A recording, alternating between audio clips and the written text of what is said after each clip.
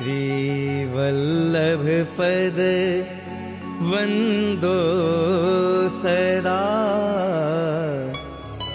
सरस होत सब ज्ञान। श्रीमदाचार्य चरणम शरणम सर्वदेहिनाम, अशेष दोष दहनम मस्तके राजताम मम। तो दक्षिण भारत बैठक यात्रा का सुंदर अपना आयोजन, जिसमें 10 दिन का समय आप सभी ने निकाला है। खास श्री महाप्रभु जी के बैठक जी के दर्शन करने हैं, ठाकुर जी के दर्शन करने हैं, अपना मन पवित्र करना है और हृदय में ठाकुर जी को पधराना है। इस भाव से हम यात्रा में आए हैं। श्री वल्लभ पद वंदो सदा, सरस होत सब ज्ञान। रसिक रटत आनंद सो, करत सुधा रस पान। श्री वल्लभ करत सुधा रस पान। और कछु जानो नहीं, बिना श्री वल्लभ एक।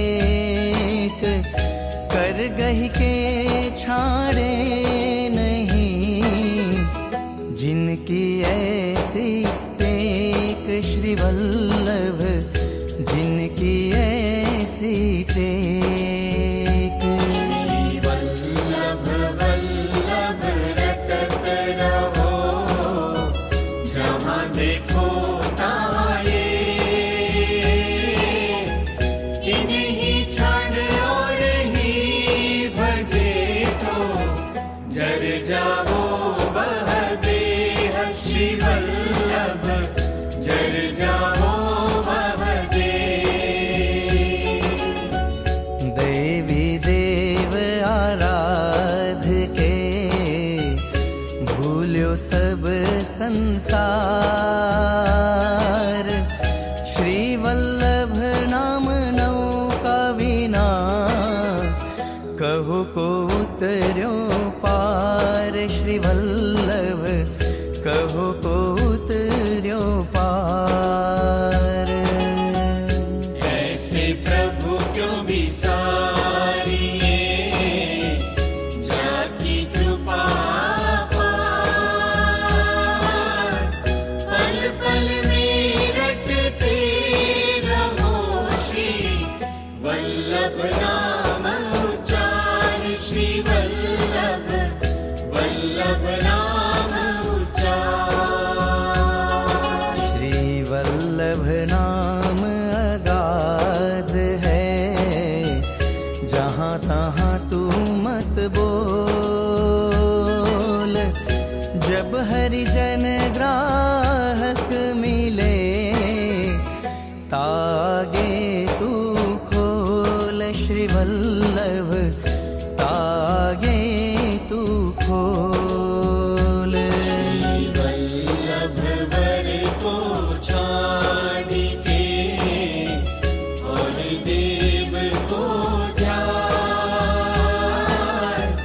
तामुख पनैया कूटिए, जब लग कूटी जाय। श्री वल्लभ जब लग कूटी जाय।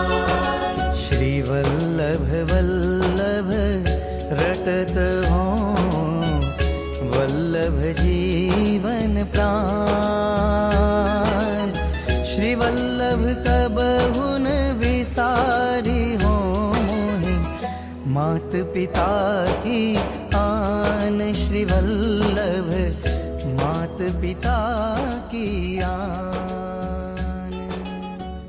मैं इन चरण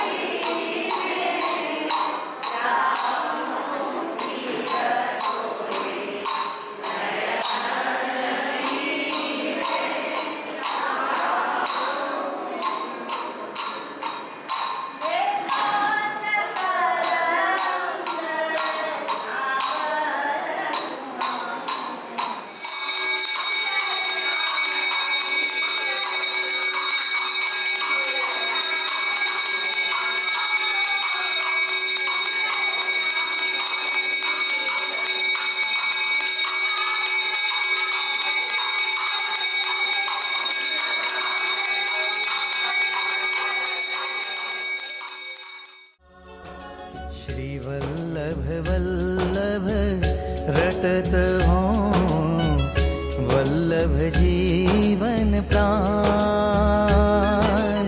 श्रीवल्लभ कबहु न विसारी हो मोहि मात पिता की आन। श्रीवल्लभ मात पिता की आन।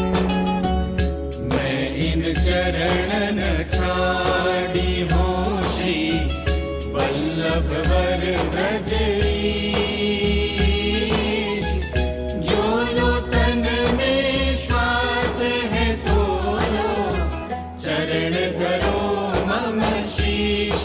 श्री वल्लभ चरण धरो मम शीश। बहुत दिना भटकत फिरो कछु न आयो साथ। श्री वल्लभ सुमरो तबे पर्यो पदारथ हाथ। श्री वल्लभ पर्यो पदारथ हाथ। कहे जात भव सिंधु में दैवी सृष्टि अपार। तिनको करन उद्धार प्रभु प्रकटे परम उदार। श्री वल्लभ प्रकटे परम उदार। श्री वल्लभ करुणा करी कली में लियो अवतार। महापतित उद्धार के कीनो यश विस्तार। श्री वल्लभ कीनो यश विस्तार। श्री वल्लभ वल्लभ कहत हो वल्लभ चित वन में। श्री वल्लभ छड़ और ही भजे तो नहीं निरखो नैन। श्री वल्लभ तो नहीं निरखो नैन। धूर परोवा वदन में जाको चित नहीं खोर। श्री वल्लभ वर को विसारी के नैनन निरखे।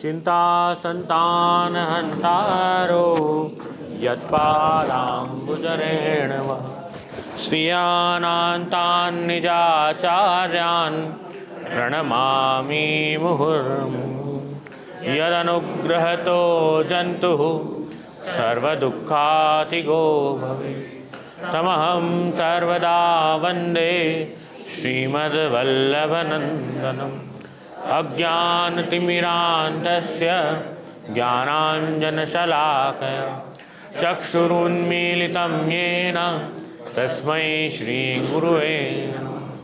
नमामि हृदये शेषे लीलाक्षीराब्धिशायिनं लक्ष्मीसहस्रलीलाभिः सेव्यमानं कलानिधिं चतुर्भिश्च चतुर्भिश्च चतुर्भिश्च त्रिभिस्तथा षड्भिर्विराजते योऽसौ पंचदारदे नमः। सच्चिदानंद रूपाय विश्वोत्पत्त्यादि हेतवे तापत्रय विनाशाय श्री कृष्णाय नमः। पुष्टिमार्गे सर्वज्ञ करुणारसपूरित श्रेष्ठ फल प्रदाता च तस्मै श्री गुरुवे नमः। सुंदर अपना ये आयोजन जिसमें दक्षिण भारत के अपन अलग अलग स्थल तीर्थ क्षेत्र एवं श्री महाप्रभु जी के बैठक जी इनका दर्शन करने हम सब इकट्ठे हुए हैं। एवो કંઈક અવસર એવો કંઈક લાભ મળ્યો આ વખતે કે આપણે દક્ષિણનો ક્રમ પૂરો કરીએ। हर साल एक कोई विशेष यात्रा का प्रकार होता है। वैसे तो ऐसा होता है कि एक साल व्रज दर्शन होता है और एक साल कोई भारत में कोई अन्य तीर्थ क्षेत्र है वहाँ का क्रम होता है। तो ऑल्टरनेट ईयर है, मतलब एवरी ऑल्टरनेटिव व्रज में तो जाना ही है, वो तो फिक्स ही है, व्रज दर्शन तो करना ही है, वधारे सही सके वधारे जाइए। और उसके साथ उसके अगले साल इस साल अपन ने ऐसा निर्णय किया कि दक्षिण का क्रम करेंगे। इसके पहले अपन ने 2 साल पहले गुजरात बैठक का किया था, उसके सौराष्ट्र बैठक का किया था, फिर अडेल चरनाट का क्रम हुआ, बनारस का क्रम हुआ। ऐसे अलग अलग क्रम हर साल कुछ ना कुछ करें, उसका एक विशेष प्रयोजन है। कोई भी हम एक्टिविटी करते हैं, क्रिया करते हैं, कोई भी कर्म करते हैं तो उसका एक विशेष प्रयोजन होता है। ऐसे ही निरर्थक थोड़ी करते हैं। घूमने तो निकले नहीं है, घूमने के लिए तो बहुत अच्छी अच्छी जगह हैं, यहाँ ऐसा घूमने जैसा कुछ मिलेगा नहीं आपको। तो भीड़ धक्का बुक्की, आप ऐसे बाहर आदि भौतिक दृष्टि से देखोगे तो क्या बहुत बहुत इसमें सुख मिल रहा है। आदि भौतिक दृष्टि से अपन देखें, बाहर की नज़रों से देखें तो क्या सुख मिल रहा है? सुख क्या मिल रहा है? बड़ी मुश्किल से धक्का खाते आ रहे हैं, जाने में रश है, लाइन है, ट्रैफिक है, चेकिंग है, ये है वो है, सब समस्या है। तो सुख थोड़ी मिल रहा है। पर फिर भी हम यहाँ आते हैं, यहाँ आए हैं, उसके पीछे कोई प्रयोजन होगा। क्या प्रयोजन होगा कोई बताएगा? कुछ तो विशेष कोई एक गोल होगा ना, कि उसके लिए आ रहे हैं ना। हमारा जो भ्रमण हम कर रहे हैं वो सार्थक भ्रमण है, तो उसके पीछे कोई प्रयोजन तो होगा। कोई बताएगा क्यों आए हैं, ऐसा क्या है विशेष? झारी चरण स्पर्श का लाभ मिलेगा। हाँ, बहुत सुंदर। और सत्संग मिले, हरिगुरु वैष्णव तीनों का संग संग प्राप्त होगा, वैष्णवों का संग, महाप्रभु जी का सानिध्य प्राप्त हुआ है जैसे कहा, और वैष्णवों का संग मिलेगा, ये आया। और हाँ, जहाँ जहाँ महाप्रभु जी पधारे वहाँ वो स्थल जो है वो पवित्र स्थल है। कोमलपति जहाँ कमल विल से धन्य कहूँ ते देश, बराबर। जहाँ जहाँ महद भाग्य बड़े जन जहाँ पधारते हैं जो स्थल पे, वो स्थल तीर्थ हो जाता है। और ये स्थल तो खास क्यों महात्म्य इसका, क्योंकि साक्षात स्वयंभू तिरुपति बालाजी विराज रहे हैं और साथ में श्री महाप्रभु जी पधारे हैं। तो शास्त्र कहता है कि 3 योजन तक, योजन त्रयी वो महातीर्थ हो जाता है जहाँ ठाकुर जी और अपने गुरु पधारते हों। तो ऐसे तीर्थ क्षेत्र में जाने से जीव निष्पाप हो जाता है।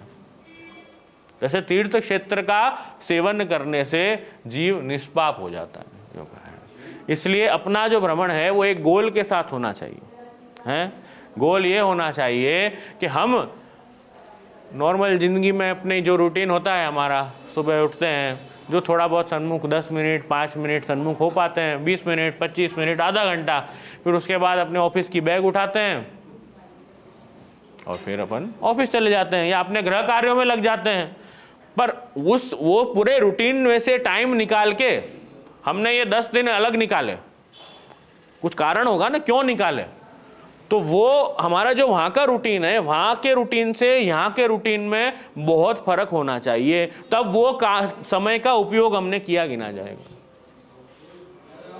1 घंटे में अष्टाक्षर की 17 माला होती है कम से कम, बराबर। तो मैं ये समझता हूँ कि कम से कम हम नीचे से अपन ऊपर आए तब तक सबकी 17 माला हो गई होगी। लौकिक पंचायत और ट्रेनों में और इसमें नहीं की होगी, इतना समझता हूँ। तो सार्थकता है ना, नहीं तो घरे पर આપણે પંચાયત જ કરીએ છીએ, બેસીને ફોન લગાડીએ બેનપણીઓને, રિલેટિવ્સ को क्या किया क्या नहीं, જમવામાં શું બનાવ્યું, તે શું બનાવ્યું, મેં શું બનાવ્યું, એ જ કરે ને ફોન લગાડીને બધા રાજભોગ ધરીને આ જ કરે બધા બેસીને, આજે તારે શું બન્યું છે। तो ये नहीं करना है। कहने का मतलब है 10 दिन हमने अलग निकाले हैं और हम इसमें बैठे हैं, ट्रैवलर में बैठ के नीचे से ऊपर आए, तो 17 माला सबकी हो जानी चाहिए थी 1 घंटे में। नहीं हुई है तो वापस रीचेक करो कि आज नहीं, पहला दिन आज है, अब नहीं हुई है तो अब करेंगे। खाली बातें ही किए, बातों के बड़े किए तो मतलब ही नहीं है ना यहाँ आने का, कि अरे झटका बहु लागे छे, आज सीट जरा हली रही है, वो देखने थोड़ी आए थे यहाँ पे। तो झटका लगेगा तो स्मरण 2 और ज्यादा कर लो ना, हे प्रभु याद कर लो ज्यादा, 2 झटके लगे तो ज्यादा और याद कर लो। तो मूल में अपना जो प्रयोजन है वो सार्थक होना चाहिए। हमने इतना टाइम निकाला है, क्यों निकाला है, कि ठाकुर जी का दो नाम हम ज्यादा ले पाएं, ठाकुर जी के सेवा में हाथ पवित्र हम ज्यादा कर पाएं, और हमारा जो हृदय है, मन है, वो शुद्ध हो तीर्थ यात्रा से।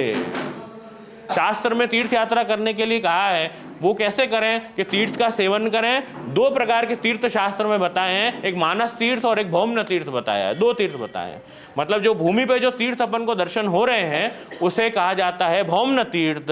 और उसका सेवन कैसे करना चाहिए, तो कि मानस तीर्थों के सेवन के साथ भूमि पे रहे हुए तीर्थों का सेवन करेंगे तो उस असर तुरंत होगा, नहीं तो असर नहीं होगा, कम होगा। जैसे डॉक्टर के पास जाके हम दवा लेके आते हैं, जैसे कोलेस्ट्रॉल बढ़ गया है, बराबर, या डायबिटीज़ बढ़ गया है, तो डॉक्टर हमको क्या कहेगा, देखिए शुगर जो है वो थोड़ा मत लीजिए, कम खाइए, कोलेस्ट्रॉल बढ़ गया है कि तला हुआ मत लीजिए, फ्राइड मत लीजिए, ऑयली वस्तु मत खाइए, तो आपका कोलेस्ट्रॉल ट्राइग्लिसराइड कम होगा, बराबर है ना। तो ये इसकी परहेजी हो गई जो हमको करनी है। हम दवा तो लिए जा रहे हैं पर परहेजी कुछ नहीं हो रही, तो दवा का जो असर है ना वो होगा नहीं। ऐसे ही तीर्थ सेवन आप कर रहे हो पर मानस तीर्थ का सेवन नहीं करोगे तो दवा का असर नहीं होगा। तो क्या मानस तीर्थ क्या है, तो स्कंद पुराण में शास्त्र बता रहे हैं, बड़ा सुंदर बता रहे हैं कि सबसे पहले मानस तीर्थ है सत्य तीर्थ।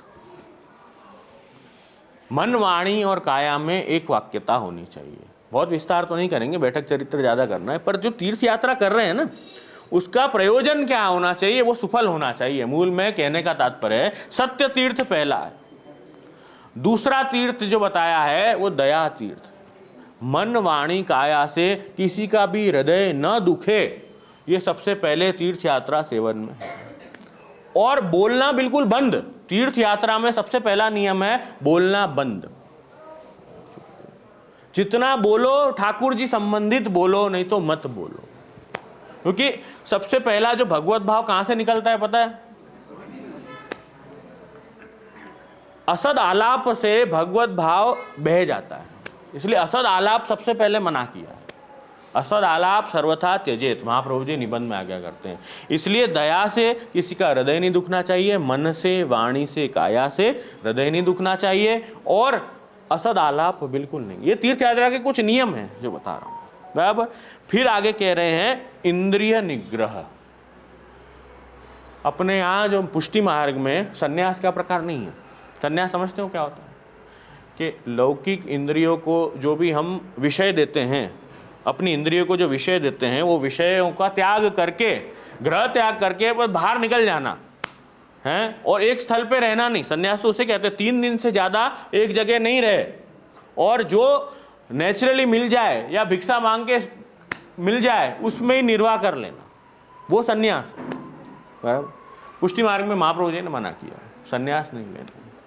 सन्यास से आप अपना मन तो निकलता नहीं है, मन तो फिर भी आसक्त रह जाता है और ढोंग और हो जाता है। महाप्रभु जी ने आज्ञा करी कि ढोंग होने का चांस ज्यादा है, तो आप सन्यास मना किया महाप्रभु जी ने। सन्यास निर्णय ग्रंथ है उसमें। तो अब क्या करना?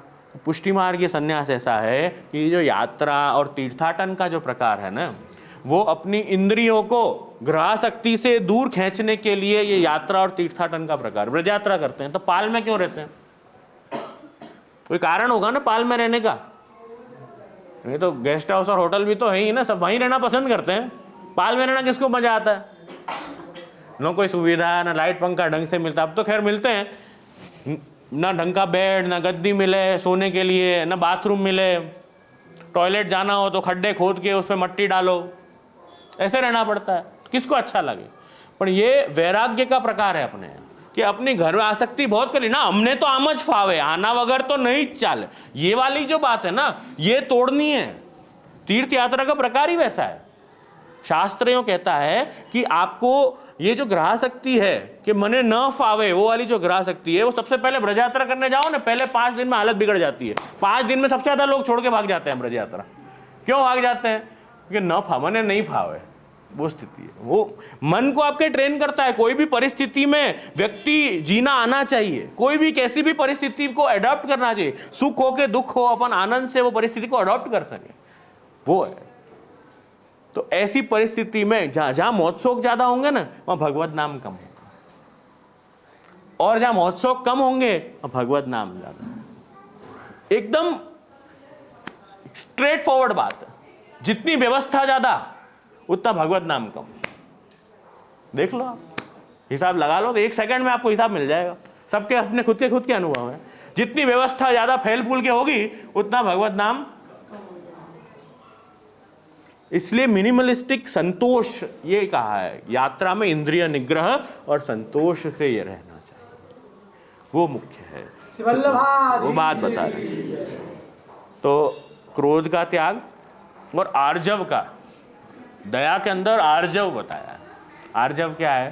तो कि विनम्रता और दीनता, ये भक्त का श्रृंगार है, ये वैष्णव का श्रृंगार है। तो ये बात बता रहे हैं। इसलिए ये सब तीर्थ हैं, ये मानस तीर्थ हैं।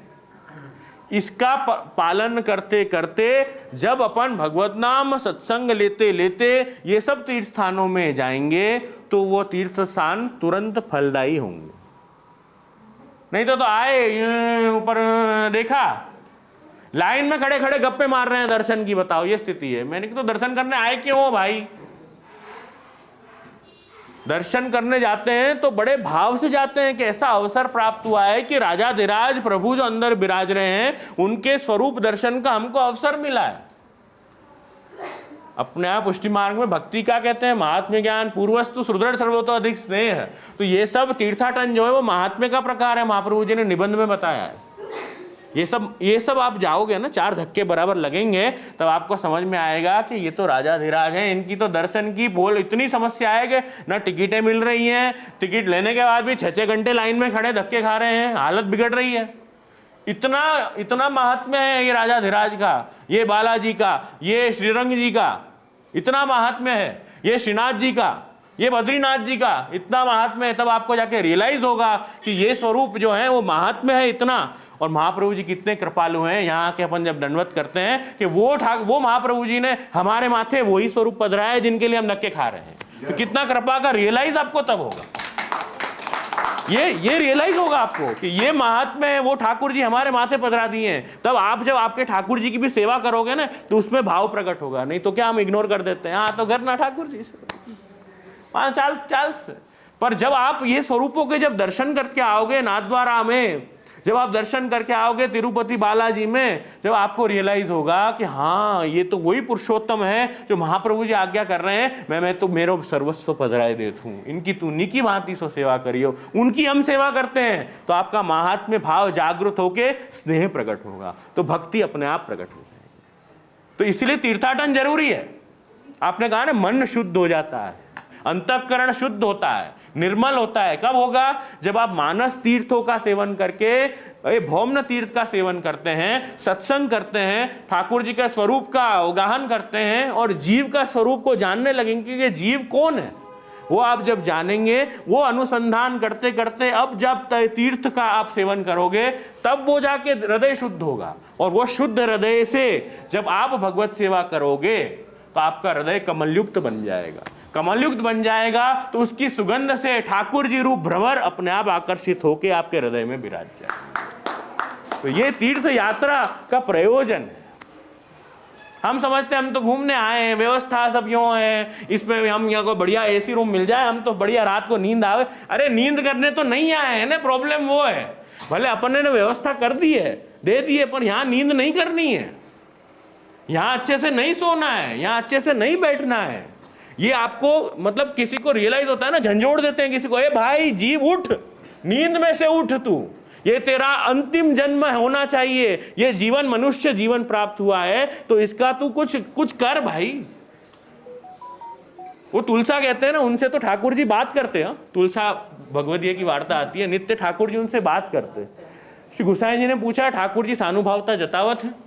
तो तुलसा की दीनता देखो, उन्होंने कहा मैं तो पेट भरी खइयत हूं, नींद भरी सोइयत हूं और श्री महाप्रभु जी के ग्रंथन को नित्य पाठ करूं। ऐसे भगवदीय भी यो कह रहे हैं कि हमसे कुछ नहीं हो रहा है, तो हम नींद भरी हम सो रहे हैं, वास्तव में वो हमको कह रहे हैं ये जो जीव है आज का वो तो नींद भरी सोइयत है और पेट भरी खइयत है और कुछ नहीं कर रहा है। और तीर्थ में जाके तो पेट भरी खाना भी नहीं चाहिए, क्योंकि फिर वापस लफड़े चालू हो जाते हैं। जितना आप ज्यादा खाओगे, जितना भोजन का ज्यादा आग्रह रहता है तो फिर गड़बड़, पेट खराब हो जाता है, नींद ज्यादा आती है। जितना आप अन्न का ज्यादा अपने में स्टोरेज रखते हैं ना तो नींद आती है ज्यादा। तो ये सब थोड़े तीर्थ के नियम है, यात्रा के नियम तो इन्हें नहीं बताए मैंने, क्योंकि वो तो अपन अभी ऐसी कर नहीं रहे हैं, नहीं तो वो तो बहुत थोड़ी ज्यादा कड़क नियम है उसके। पर मूल में प्रयोजन ये है कि असद आलाप नहीं होना चाहिए, भगवत स्मरण ज्यादा होना चाहिए, क्योंकि हम उसी के लिए आए हैं। नहीं तो अपन कहीं और जाते हैं ना। ये हिरेन भाई को पूछो, वो सिंगापुर भी ले जाते हैं, मलेशिया भी ले जाते हैं, पूछना उनको बताएंगे, वो सब वहां भी ले जाते हैं। पर हमने चूज किया क्यों? भारत भर के जो सुंदर तीर्थ स्थल हैं जहाँ ठाकुर जी विराजते हैं वो स्थल हम चूज करके वहां जाते हैं। नहीं तो फिर अपन वहां चलते हैं ना, तो फिर आपको घूमने वाली फीलिंग आ जाती। पर वैसा नहीं है, हम श्री महाप्रभु जी और ठाकुर जी के सन्मुख होने आए हैं, तो बस ये 10 दिन हैं तो अपन अच्छे से ठाकुर जी के निकट और जाने का प्रयत्न करें। ब्रज में जाए, श्रीनाथ जी द्वार जाए तो कछु पाए के इयो, कछु खोए के मत। कृष्ण भट्ट हमेशा कहते हैं, हमेशा मुझे याद आता है कि ये सब स्थलों पे आप जाओ तो आपका भाव बढ़े, ऐसा कुछ करके आना। जो भाव था वो कम करके मत आना भाई, नहीं तो लॉस का काम किया ना, नहीं तो जाने का फायदा ही नहीं हुआ जब नुकसान ही करा के आना था भाव का। तो वो बात है। तो थोड़ा सा बैठक चरित्र का दर्शन करेंगे और फिर पेट भरी खइयत और फिर उसके बाद अपन दर्शन कर लेंगे। श्री वल्लभाधीश की जय, श्री वल्लभ राजकुमार की जय। ठीक है ना, बराबर है ना? अभी आपको ऐसा लगेगा कि देखो 10 दिन है, बहुत ज़्यादा है, पर टाइम बहुत फास्ट चला जाता है। ऐसे कहते हैं कि सुख के दिन जल्दी निकल जाते हैं, तो कहाँ 10 दिन हो जाएंगे आपको नहीं पता चलेगा, क्योंकि अपना रोज का जो शेड्यूल है वही इतना बिजी है कि उसमें कहाँ दिन से रात हो रही है नहीं पता चल रहा है। और उसमें टाइम नहीं है ना, समय नहीं है।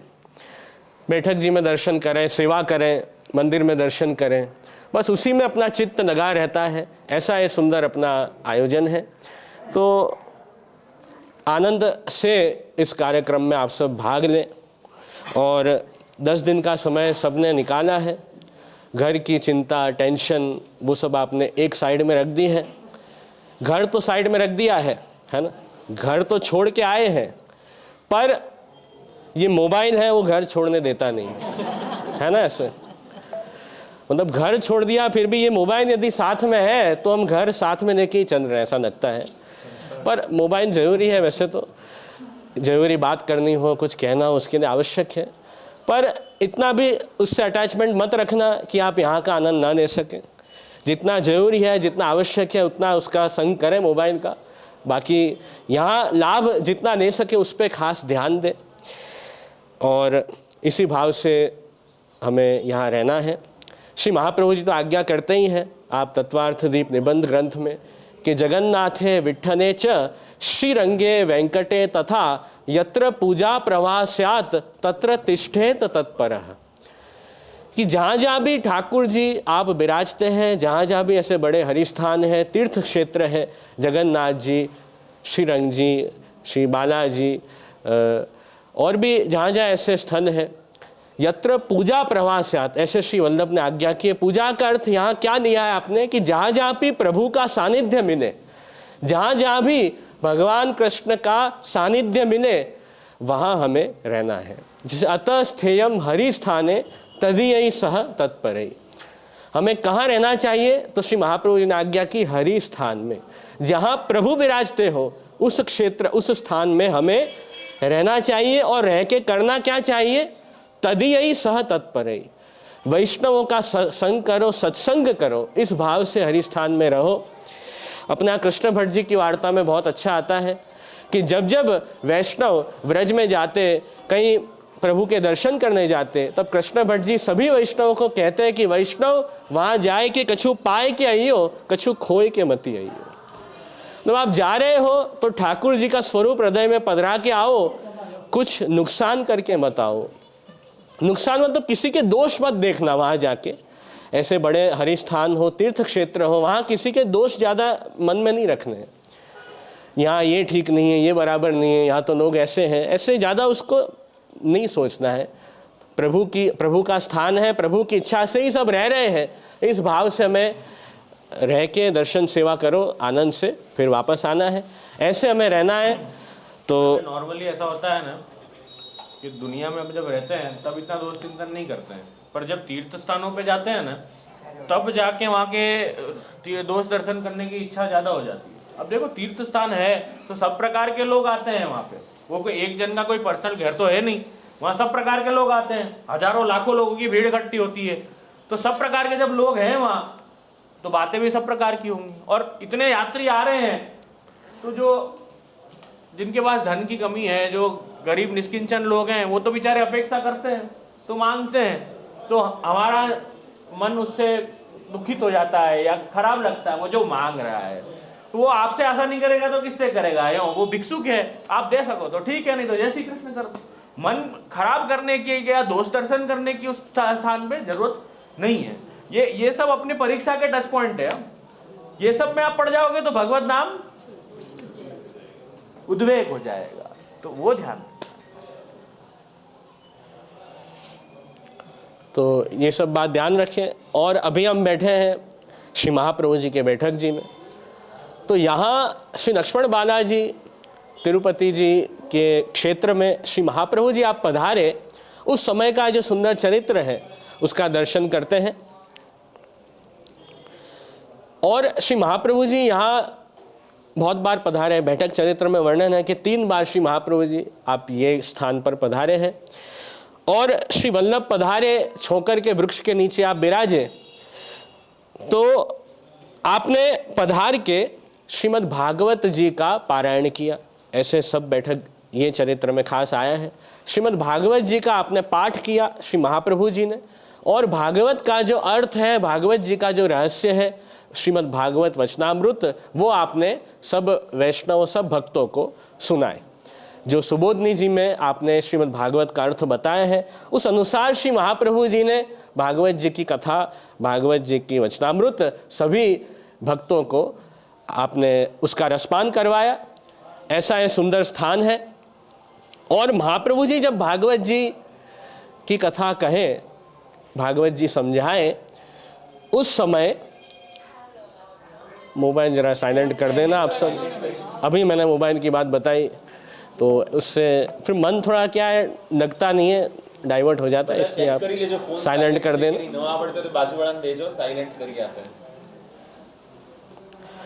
तो जब श्री महाप्रभु जी ने भागवत जी का रसपान यहाँ पे किया, भागवत जी का पारायण किया, उस समय स्वयं तिरुपति बालाजी, आपके मन में इच्छा हुई कि मैं भी श्री वल्लभ के मुख से भागवत की कथा सुनूं। इसलिए महाप्रभु जी जब भागवत रसपान करवा रहे हैं, उस समय तिरुपति बालाजी पधारे आप श्री के मुख से भागवत जी सुनने। महाप्रभु जी ने पूछा कि आप स्वयं पधारे, आपने इतना श्रम क्यों लिया, हम तो आपके मंदिर में आ ही रहे थे। तो तिरुपति बालाजी ने कहा कि नहीं, मेरे मन में बहुत समय से इच्छा थी कि आपके मुख से भागवत जी सुनने हैं, इसलिए खास सामने से आपके पास आना हुआ। तो महाप्रभु जी ने अलग आसन बिछवाया श्री बालाजी का, उस आसन पे आप श्री विराजे और 7 दिन तक आपने कथा सुनी श्री वल्लभ के मुख से। बड़ा ही आनंद हुआ, बड़ा ही अलौकिक आनंद सब भक्तों ने लिया। तो ऐसा चरित्र यहाँ पे आता है। और 7 दिन श्रीमद् भागवत पारायण श्री महाप्रभु जी ने यहाँ किया। उसके बाद श्री महाप्रभु जी आप बालाजी के मंदिर में पधारे। मंदिर में पधार के आपने कुछ सामग्री मंगवाई भोग धरने के लिए बालाजी को, और पूछा श्री महाप्रभु जी ने बालाजी को कि आपको कौन सी सामग्री पसंद है, क्या पसंद है, वो आपको भोग धरें। तो श्री बालाजी ने कहा कि मुझे तो मनोहर के लड्डू बहुत पसंद है, तो जिस बेसन के लड्डू जिसको बोलते हैं, तो वो बहुत मुझे अच्छे लगते हैं। तो महाप्रभु जी ने फिर वही आज्ञा की कि ठीक है, ये लड्डू की सामग्री आपको खास भोग धरें। इसलिए आज भी खास लड्डू भोग आते हैं मंदिर में। तो वो आपने भोग धरी। फिर आप भोग धरी रहे थे श्री महाप्रभु जी, सामने से बालाजी ने आज्ञा की श्री महाप्रभु जी को कि आप भी मेरे साथ ही भोजन करो। आप तो भोग धर के बाहर पधार रहे थे श्री महाप्रभु जी, पर आपने, बालाजी ने कहा कि नहीं, आप संग में, साथ में आप भोजन अपन करें। तो संग में श्री महाप्रभु जी और बालाजी ने भोजन अरोगा। ऐसा है, इसमें वर्णन आता है बैठक चरित्र में। और फिर भोग सराने का समय हुआ, महाप्रभु जी ने भोग सराए और श्रृंगार आदि भी महाप्रभु जी ने बालाजी के करवाए, आरती भी की श्री महाप्रभु जी ने, वो पूरा सेवा का क्रम आपने किया। फिर आप वहाँ से आगे पधारे। ऐसे लगभग मैंने बताया ना 2-3 बार श्री महाप्रभु जी यहाँ बालाजी पधारे। ऐसे अलग अलग चरित्र यहाँ के प्राप्त होते हैं। एक बार श्री महाप्रभु जी आप अपने पितृचरण श्री लक्ष्मण भट्ट जी, उनके साथ यहाँ तिरुपति बालाजी पधारे थे समस्त परिवार के साथ। और उस समय भी ऐसा एक प्रसंग हुआ कि एक बार श्री लक्ष्मण भट्ट जी आप बालाजी के श्रृंगार करा रहे थे और तब बालाजी ने उबासी ली, आपने अपना मुख थोड़ा खोला और उस समय श्री महाप्रभु जी के पितृचरण श्री लक्ष्मण भट्ट जी आप सदैह बालाजी के स्वरूप में आप लीन हो गए, पधार गए, सदैव ही ठाकुर जी के स्वरूप में लीन हो गए। ऐसा भी प्रसंग आता है। तो वो बात है। फिर ऐसा ये चरित्र है। तो जब जब श्री महाप्रभु जी ऐसे सुंदर स्थान पे पधारे, तीर्थ क्षेत्र में पधारे, तो वहाँ या तो आप तीर्थ को स्नात कर तीर्थों को पवित्र करते हैं श्री महाप्रभु जी, और दशों दिशाओं में पधार के श्री महाप्रभु जी ने दिग्विजय किया। ऐसा भी बैठक चरित्र में और आपके सब प्रसंग में वर्णन आता है। क्योंकि कलयुग है, कलयुग में क्या होता है कि माया मत, जो आसुरी मत है, वो ज़्यादा फैल जाते हैं। कलिकाल ऐसा है जहाँ पे गलत बात जल्दी लोग समझ जाते हैं और सही बात नहीं समझते हैं। जो नहीं करना है वो पहले करते हैं, जो करना है वही नहीं करते हैं। ऐसा एक कलयुग है जिसमें अज्ञान फैलता है सब जगह और ज्ञान ढक जाता है। तो इसलिए श्री महाप्रभु जी ने 3 बार भारत की परिक्रमा की, पृथ्वी परिक्रमा की। उससे आपने माया मत का खंडन किया। माया मत एक ऐसा मत है जो ठाकुर जी के महात्म्य को नहीं मानता है, प्रभु के महात्म्य को जो खंडित करता है उसे कहते हैं माया मत।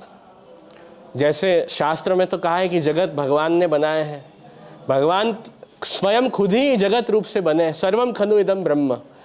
खुद ठाकुर जी जगत प्रकट करते हैं, जगत की रक्षा करते हैं, जगत का लय भी करते हैं। प्रभु की लीला है, रूप नाम विभेद देना, जगत क्रीडति यो यतः। पर ये जो माया मत है, माइक मत है, वो उसमें ऐसा कहते हैं कि जगत भगवान ने नहीं बनाया, जगत तो मिथ्या है, हमको मिथ्या अनुभूति हो रही है कि जगत दिख रहा है, जगत सत्य नहीं है, जगत को मिथ्या मानते हैं।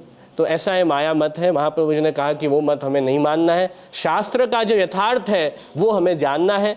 शास्त्र में तो यही सच्चा अर्थ है कि ठाकुर जी ये जगत रूप से बने हैं, प्रभु का ही महात्म्य है, वो हमें स्वीकारना है। तो ऐसे आपने माइक मत का खंडन किया। ठाकुर जी का महात्म्य श्री महाप्रभु जी ने दृढ़ किया पृथ्वी परिक्रमा करके। और जो वल्भाख्यान में भी आता है कि तीर्थ सकन सनाथ कीधा चरण रेणु समाज, तीर्थों में भी पाप बढ़ रहे थे। फिर जिस कारण तीर्थ के देव थे वो भी विचार कर रहे थे कि तीर्थ में इतने पाप बढ़ेंगे, फिर तीर्थों से लोग पवित्र कैसे होंगे। इसलिए श्री महाप्रभु जी ने सब तीर्थों में पधार के आपकी चरण रज से सब तीर्थ पवित्र हो गए। और तीर्थ में ये सामर्थ्य है कि सबके पाप दूर करे, वो शक्ति वापस रिचार्ज हो गई। रिचार्ज करना पड़े, बहुत कोई शक्ति यूज़ होती रहे फिर रिचार्ज भी करनी पड़े। तो तीर्थ में पापियों ने इतने पाप कर दिए कि फिर वो तीर्थ की जो पाप दूर करने की शक्ति है वो कमज़ोर हो रही थी। तो महाप्रभु जी ने उन तीर्थों में वापस पधार के तो उन तीर्थों को सनाथ किया। ऐसे अपने वल्भाख्यान में भक्त गोपाल दास जी ने वर्णन किया है। तो तीर्थ के देव भी वहाँ पुनः प्रकट हुए श्री वल्लभ के पधारने से, और तीर्थ में पाप धोने की शक्ति प्रकट हुई। ऐसे आप इतना सामर्थ्य श्री महाप्रभु जी का है, जो बात हमें समझनी है। तो ये सब बात है। और आप देखें कि भारत ऐसा क्षेत्र है जहाँ धर्म भूमि है। भारत भूमि वो धर्म भूमि मानी है जहाँ सनातन धर्म हजारों लाखों वर्षों से विद्यमान है। मूल तो सबका सनातन धर्म ही है, बाकी सब दूसरे सब धर्म तो पीछे से आए हैं। सबसे पहले तो जब से सृष्टि बनी है तब से अपना सनातन धर्म है। जैसे जगत भगवान ने प्रकट किया, साथ में वेद भी भगवान ने प्रकट किए कि जगत में कैसे धर्म का पालन करना, उसके लिए वेद आदि शास्त्र तो जरूरी है।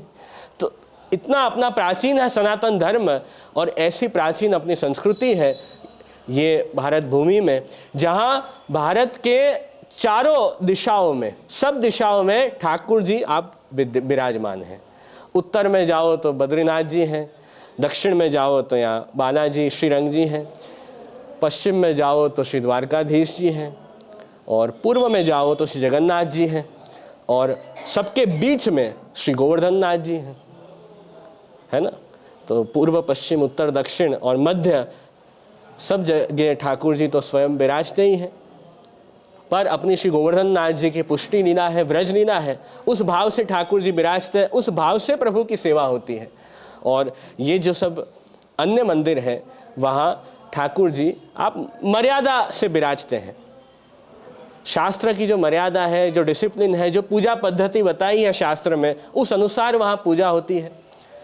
और अपने यहाँ पुष्टि मार्ग में जो सेवा का प्रकार है वो भक्ति मार्ग, वो भागवत जी में से व्रजभक्तों के भाव से वो पूरा सेवा प्रकार अपने यहाँ है। तो वो थोड़ा डिफरेंस तो रहेगा ही मर्यादा मार्गीय पूजा में और पुष्टि भक्ति मार्गीय सेवा में। वो तो है ही। पुष्टि भक्ति मार्ग में स्नेह की प्रधानता, प्रेम की प्रधानता है। जो व्रज भक्तों के भाव से हम सेवा करते हैं, व्रजलीला के भाव से, उसमें स्नेह प्रेम मुख्य है। और ये जो शास्त्र में जो पूजा पद्धति बताई है उसमें विधि नियामक है कि ऐसे पूजा करो, ये करो। फॉर्म प्रेम भी है, प्रेम से ही करते हैं। प्रेम नहीं होगा तो क्यों कोई विधि भी करेगा। प्रेम है पर विधि मुख्य है और स्नेह थोड़ा गौण है। अपने यहाँ सेवा में प्रेम मुख्य है, तो इस भाव से थोड़ा डिफरेंस है। पर शास्त्र मर्यादा है, उस हिसाब से ठाकुर जी विराज रहे हैं, तो वही भाव से यहाँ पूजा होती है। तो उसी भाव से हम यहाँ दर्शन भी हम करेंगे ठाकुर जी के। तो भगवान विष्णु है, वो सब जगह आप भक्तों के कल्याण के लिए आप विराजते हैं, आप प्रकट हुए हैं। क्योंकि कलयुग में सब दुखी लोग ज़्यादा हैं, तो सबको दुख से छुड़ाने, सबका कल्याण करने ठाकुर जी आप विराजते हैं अपनी सब महात्म्य, सब शक्तियों के साथ। ऐसा प्रभु का महात्म्य है। और जैसे आप देखें कि ये तिरुपति बालाजी का स्वरूप है, उनका क्या महात्म्य है, उनकी कैसे कथा आती है प्रागट्य की और सब, वो भी थोड़ा शॉर्ट में हम समझ लें। बैठक चरित्र तो हमने देखा ही, और थोड़ा आपका प्रागट्य की कथा भी देखें तो श्री बालाजी के प्रागट्य की, कि जिसमें एक बार जैसे भागवत जी में ही अपने आप प्रसंग आता, कथा आती है भागवत जी के अध्याय में, कि एक बार बहुत सारे ऋषि मुनि जो हैं वो मिलके यज्ञ कर रहे थे। उसमें ये चर्चा चली कि ब्रह्मा जी, शिव जी और भगवान विष्णु, उसमें से सबसे बड़े कौन हैं, सबसे श्रेष्ठ कौन है, ऐसी चर्चा हुई। तो भृगु ऋषि, जो भगवान ब्रह्मा जी के ही जो पुत्र हैं भृगु जी, उनको ये इच्छा हुई और सबने कहा कि देखो ये तीनों सब देव हैं, उसमें से कौन से देव सबसे बड़े हैं, ये बात कैसे पता चले। तो इसने फिर भृगु जी जो है वो सब जगह पधारे। पहले ब्रह्मा जी के लोक में आए, सत्य लोक में, मतलब सब देवों की जाने परीक्षा लेने आए हो ऐसा लगा। तो ब्रह्मा जी के पास सबसे पहले आए, तो भृगु जी तो परीक्षा लेने आए सब देवों की। तो ब्रह्मा जी के लोक में आए, उन्होंने वहाँ जाके ना तो कोई प्रणाम किया ब्रह्मा जी को, ना उनकी स्तुति की, ऐसे ही खड़े हो गए। तो ब्रह्मा जी पहले तो थोड़े गुस्सा ही हो गए, फिर देखा कि यह तो मेरे पुत्र ही है, इसने फिर थोड़ा गुस्सा शांत किया। तो ऐसे उनकी थोड़ी मुखाकृति हुई। बाद में ब्रह्मलोक के बाद भृगु जी शिव जी के पास आए। वहाँ पे उन्होंने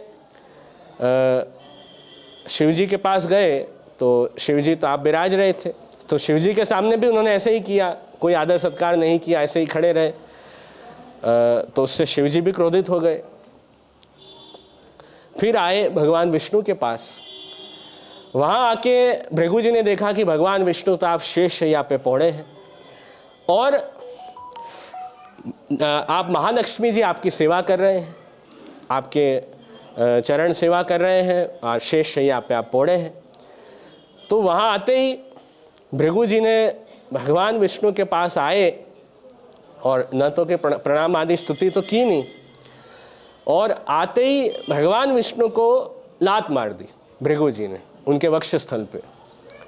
इसलिए भगवान विष्णु आप तुरंत खड़े हुए, आपने उनका आदर सत्कार किया, भृगु जी का बहुत उनका सम्मान किया, सत्कार किया, उनकी स्तुति की, प्रणाम किए और पूछा कि आपको लगा तो नहीं, मेरा वक्षस्थल मेरा कठोर है तो कहीं आपको श्रम तो नहीं हुआ, आपके चरण मेरे श्रेयंग पे स्पर्श हुए वक्षस्थल पे तो कुछ आपको कष्ट तो नहीं हुआ, बहुत देर तक आपने भगवान विष्णु ने आपकी भृगु जी की सेवा की। तो ये बात जब भृगु जी ने देखी तब उनको लगा कि नहीं, सब देवों में भगवान विष्णु जो है वो सबसे श्रेष्ठ है। तो ऐसे प्रसंग भागवत जी में तो आता है और ये बात उनको लगी। और भागवत जी में भी ऐसे ही आया कि देखो भगवान विष्णु सर्वश्रेष्ठ है, शांति, अभय, ये सब जो गुण है वो सब भगवान में विराजते हैं। और भगवान विष्णु साक्षात धर्म, ज्ञान, वैराग्य, ऐश्वर्य और यश, सभी जो गुण हैं वो भगवान में विष्णु में विराजते हैं। शांति, समचित्त, अकिंचन, अभयता, वो सबका दान आप करते हैं, तो सबकी परम गति जो है वो भगवान है। ये बात हुई। वैसे भगवान ने ही ये तीनों अवतार लिए हैं जगत का संचालन करने। गुणा अवतार माने जाते हैं शिव जी और ब्रह्मा जी और भगवान विष्णु। सत्व गुण के अधिष्ठाता देव भगवान विष्णु हैं जो जगत का पालन करते हैं, संसार के दुख से सबको छुड़ा के मुक्ति का दान करते हैं, मोक्ष देते हैं, वो भगवान विष्णु हैं। विष्णु का अर्थ ही होता है विश्व, मतलब प्रवेश करना, संस्कृत में टू एंटर। जो सब जगह जो जिनका प्रवेश है, ये विश्व में सभी जगह जिनका प्रवेश है वे ही भगवान विष्णु हैं। तो भगवान तो व्यापक है, सब जगह व्याप्त है, ऐसे आप प्रभु हैं। तो ये उनका महात्म्य है। तो ये संशय सबका दूर हुआ, सबका महात्म्य प्रकट हुआ। तो ये प्रसंग हुआ। उसके बाद ऐसे कथा आती है पुराणों में कि भगवान का वक्षस्थल, वहाँ लक्ष्मी जी विराजते हैं, लक्ष्मी जी के विराजने का स्थान है। और वहाँ उस स्थान पे भृगु जी ने प्रहार किया तो लक्ष्मी जी, महालक्ष्मी जी आपको थोड़ा अच्छा नहीं लगा, इसलिए महालक्ष्मी जी आप कहीं दूर पधार गए, कहीं दूर पधार गए भगवान विष्णु से। इसलिए फिर भगवान विष्णु भी थोड़े व्याकुल हुए कि महालक्ष्मी जी कहाँ पधारे। तो महालक्ष्मी जी को ढूंढने फिर भगवान विष्णु भी वैकुंठ धाम छोड़ के आप अन्य सब स्थानों में पधारे, दूसरे क्षेत्र में। और यहाँ जो पर्वत है ये तिरुमाला, जिसको वेंकटाद्रि कहते हैं, उस पर्वत पे फिर महालक्ष्मी जी को ढूंढते हुए भगवान विष्णु आप पर्वत के अंदर ही पधार गए, विराज गए। तो प्रभु को लीला करनी है तो ऐसे लीला ठाकुर जी ने की। प्रभु प्रकट जब भी होते हैं तब कोई ना कोई लीला, आपका चरित्र होता है, बाद में आप प्रकट होते हैं। तो ऐसे लक्ष्मी जी की शोध करते करते आप यही पर्वत में आप विराज गए भगवान विष्णु। और ये पर्वत शेष जी का स्वरूप माना जाता है। भगवान कहाँ विराजते हैं? शेष जी पर विराजते हैं, शेष शैया पे पहुँचते हैं। तो ठाकुर जी के विराजने का स्थान शेष जी, अक्षय ब्रह्म का स्वरूप है शेष जी का, अक्षय ब्रह्मात्मक माना है। तो जैसे हम जहाँ मंदिर में ठाकुर जी विराजते हैं वो मंदिर भी अक्षय ब्रह्म का स्वरूप है, शेष जी का रूप माना जाता है, वहीं ठाकुर जी विराजते हैं।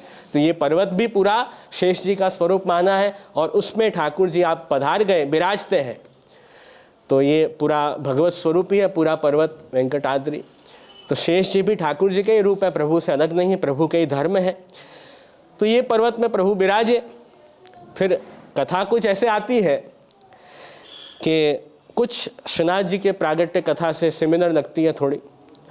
तो उसमें ऐसे आई कि फिर ब्रह्मा जी और शिव जी, आपने देखा कि ठाकुर जी ये पर्वत में विराज रहे हैं, ये जो पर्वत है वेंकटाद्रि, वहाँ प्रभु साक्षात भगवान विष्णु विराज रहे हैं। तो ब्रह्मा जी शिव जी को इच्छा हुई कि हम भी कोई रूप लेके ठाकुर जी के पास आए। तो ऐसे कथा में वर्णन आता है कि ब्रह्मा जी और शिव जी आपने गाय का रूप लिया और गाय का रूप लेके आप ये पर्वत के पास आपने निवास किया। और फिर यहाँ के जो राजा थे उस समय, छोला राजा थे उनका नाम था, तो उस राजा की जो गौशाला थी वहाँ ये गाय का रूप लेके स्वयं ब्रह्मा जी शिव जी रहने लगे। फिर जैसे सब गाय चरने जाती और सब गाय जा रही है चरने, वैसे ये जो दो गाय खास थी वो भी चरने जाती। फिर ये जो पर्वत है तिरुमाला, इस पर्वत पे आके ये जो दो मुख्य गाय थी वो खास दूध श्रव देती, अपना सब कुछ, जहाँ ठाकुर जी विराज रहे थे। तो फिर सबको ऐसे लगा कि दूध क्यों कम हो रहा है गाय का। फिर पता चला, देखा तो ये पर्वत में गाय दूध श्रव रही है। फिर भी किसी को ऐसे नहीं पता था कि यहाँ ठाकुर जी विराज रहे हैं। तो वो जो ग्वाला था वो दूर गया ये देखने। बाद में ऐसा हुआ कि ग्वाला जो था गाय का, उनको इतना गुस्सा आया गाय पे कि उन्होंने देखा कि अरे गाय सब दूध ऐसे क्यों दे रही है पर्वत पे, और ये तो ठीक नहीं है। तो ग्वाला ने कुछ अस्त्र लिया हाथ में गाय के ऊपर प्रहार करने के लिए। तो जैसे ही गाय के ऊपर प्रहार करने गया, उसमें उसी समय स्वयं ठाकुर जी, तिरुपति जी, आप वहाँ, आपको पसंद नहीं आया कि मेरी जो प्रिय गाय है उनके ऊपर क्यों ये ग्वाला प्रहार कर रहा है। तो आप बीच में प्रकट हुए और गाय के बीच में आप आ गए, इसलिए वो अस्त्र जो थोड़ा था वो प्रभु को स्पर्श हो गया। तो वो जो ग्वाला था उसको भी थोड़ा देख के वो डर गया कि अरे ये तो साक्षात ठाकुर जी भगवान यहाँ पर्वत में विराज रहे थे और उनको ये गाय दूध श्रव रही थी। तो वो एकदम घबरा गए देख के कि अरे रे मुझसे ठाकुर जी का अपराध हो गया, प्रभु को अस्त्र लग गया। तो उसी समय वो ग्वाला की तो प्राण वहीं निकल गए कि मुझसे देखो ठाकुर जी का बहुत बड़ा अपराध हुआ। तो दुखी हो गए। फिर प्रभु प्रकट हुए वहाँ से पर्वत में से और सबको पता चला कि यहाँ तो ठाकुर जी विराज रहे हैं। तो आपको ऐसे मैंने कहा ना कि श्रीनाथ जी की प्रागट्य कथा से कुछ लगेगा कि कुछ एक जैसे, तो वो तो ठाकुर जी की इच्छा है। प्रभु को देखो गाय बहुत प्रिय है, पर्वत बहुत प्रिय है, तो ठाकुर जी को जब प्रकट होना होता है तब ऐसी कुछ लीला रख के ही ठाकुर जी आप प्रकट होते हैं। तो प्रभु को प्रागट्य का ये प्रकार अच्छा लगता है ना, जब भी ठाकुर जी को प्रकट होना हो तो ये तरीका, ये प्रकार, ये लीला प्रभु को अच्छी लगती है, इसलिए ऐसे प्रकट होते हैं। अब हम ऐसे तो नहीं कह सकते कि यही ऐसे क्यों प्रकट हुए, तो प्रभु की इच्छा है। तो फिर ठाकुर जी आप प्रकट हुए और ठाकुर जी ने तो, तिरुपति जी ने तो ये कहा कि देखो वो ग्वाला तो आपके राजा के राज्य में रह रहा है, तो अंत में वो ग्वाला ने मेरे ऊपर प्रहार किया तो दोष तो राजा का ही कहा जाएगा ना। तो फिर राजा ने कहा कि हाँ वो अपराध तो हुआ हमसे आपका, अब क्या करें। फिर आप तिरुपति जी ने कहा कि जब एक आपके ही वंश में वो जो राजा थे, एक राजा होंगे, उनका नाम होगा आकाश राजा, उनका नाम होगा आकाश होगा, और वे राजा जब होंगे और उनके समय जब मेरा विवाह श्री पद्मावती जी से होगा, जो साक्षात जिनके हमने मंदिर में कल दर्शन किए, तो जैसे ठाकुर जी प्रकट हुए तो फिर श्री महालक्ष्मी जी भी प्रकट हुए यहाँ पे, उनका नाम हुआ पद्मावती जी। तो जब ठाकुर जी ने कहा कि मेरा विवाह पद्मावती जी से होगा और आपके वंश में जो राजा होंगे आकाश राजा, वो जब सुंदर मुकुट मेरे विवाह के समय मुझे धराएंगे, तब ये जो दोष आपको लगा है अभी वो आपका दूर हो जाएगा, ऐसे ठाकुर जी ने आज्ञा की। तो ऐसा प्रभु का चरित्र हुआ। फिर प्रभु प्रकट हुए, सुंदर मंदिर में ठाकुर जी विराजे, और ऐसे आप कृपा करके अनेक जीवों पर कृपा कर रहे हैं श्री तिरुपति जी, और हजारों वर्ष से आप विराज रहे हैं। तो ये सुंदर चरित्र है, तो वही भाव से हम दर्शन करेंगे। तो ऐसा आपका हमने बैठक चरित्र भी देखा और श्री आपका सुंदर चरित्र देखा। अब एक सुंदर कीर्तन कर देते हैं।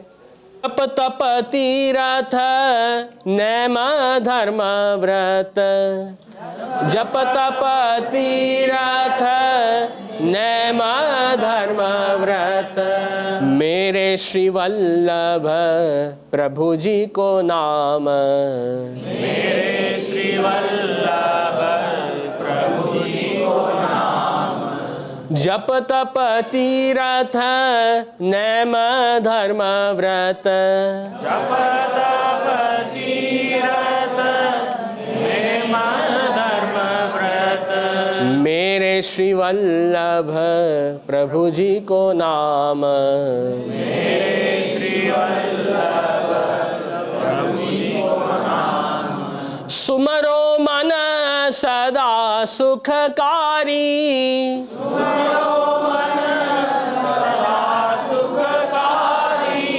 दुरित कटे सुधरे सब काम, दुरित कटे सुधरे सब काम, मेरे श्री वल्लभ प्रभु जी को नाम, मेरे श्री वल्लभ प्रभु जी को नाम, हृदय बसे यशोदा सुत के पद, हृदय बसे यशोदा सुत के पद, लीला सहित सकल सुख धाम, लीला सहित सकल सुख धाम, रसिकन यह निर्धार कियो है, रसिकन यह निर्धार कियो है, साधन त्यज भज आठो याम, साधन त्यज भज आठो याम, मेरे श्री वल्लभ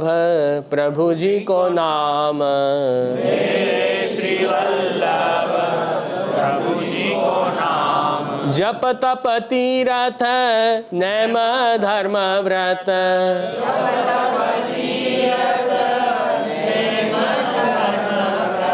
मेरे श्री वल्लभ प्रभु जी को नाम, मेरे श्री वल्लभ प्रभु जी को नाम,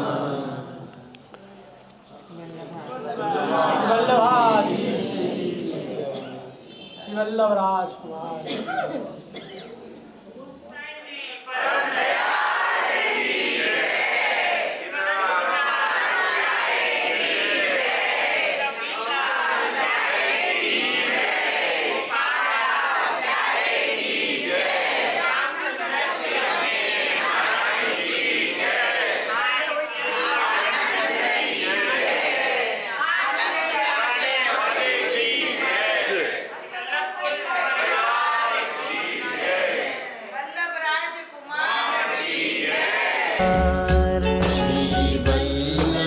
वल्लभ कहत हो, वल्लभ चित बन में,